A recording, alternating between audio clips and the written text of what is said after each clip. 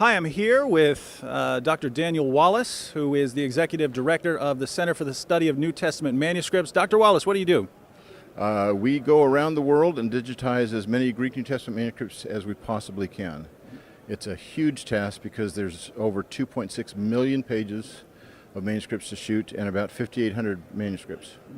Now, I know this is a little outside your field, but we are going to be talking about New Testament manuscripts, but I wanted to briefly mention Islam because in Islam, the third rightly guided caliph Uthman, there were so many variants that they burned all of the manuscripts to issue an official version, and that seems to be the opposite mindset that you have. You're looking for new manuscripts and variants, right?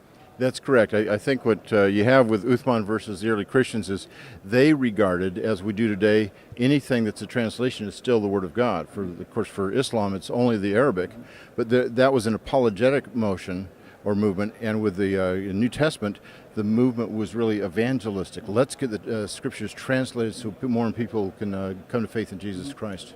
Now, with Islam, I've noticed it's becoming very common for Muslims to quote people like Bart Ehrman, because Bart Ehrman will refer to all of the New Testament textual variants, and Muslims are hearing this and they're thinking, this supports corruption. This shows that it's been corrupted over time, and they're working a Muslim view into that. They're thinking that there's something in the manuscript tradition that fits with Islam, and the Islamic view of what the original gospel must have been is that Jesus didn't die on the cross, he didn't rise from the dead. He never claimed to be divine, didn't claim to be the Son of God. Is there anything supporting that in the manuscript tradition? Absolutely not. So in all, how many manuscripts, Greek manuscripts, are we up to, by the way? It's 5,839, and then we have about 15 to 20,000 manuscripts of other ancient languages, plus over 1 million quotations by church fathers. We can zero in very, very well on what the original text said. So really the reason that we have so many textual variants is because we have such a massive manuscript tradition. Yeah, it's called an embarrassment of riches. We have, if you stacked all those manuscripts and versions up, it would be over 6,600 feet high. The average classical Greek or Roman text, it would be no more than 4 feet high because there's no more than about 20 manuscripts for most of them. So in all of the manuscript tradition, we never get away from a Jesus who dies on the cross, rises from the dead, claims to be divine. Absolutely not. In fact, you get very early manuscripts. Take John 1:1, for example.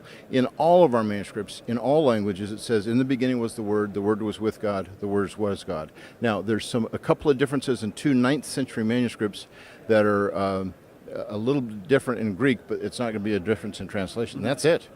That's a pretty strong verse, and it goes back. We've got it in P66, which is written somewhere between 175 and 200, long time before the Council of Nicaea and before when Muslims typically want to say this is where the deity of Christ was invented.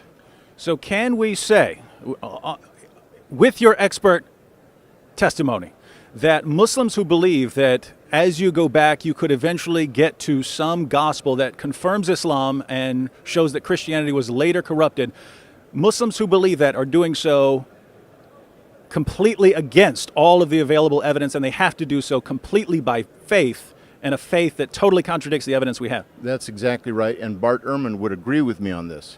In the paperback edition of his Misquoting Jesus, he was asked, why do you think that the major tenets of Christian orthodoxy have been distorted by the scribes? And he said, I don't believe that. There is not a single essential cardinal doctrine that has been changed by the scribes. That's what Ehrman says.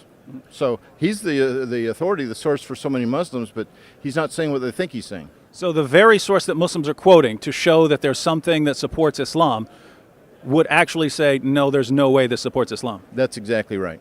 All right, thank you, Dr. Wallace. And you Muslims out there who think there's something that supports you in the manuscript tradition, you might want to think again.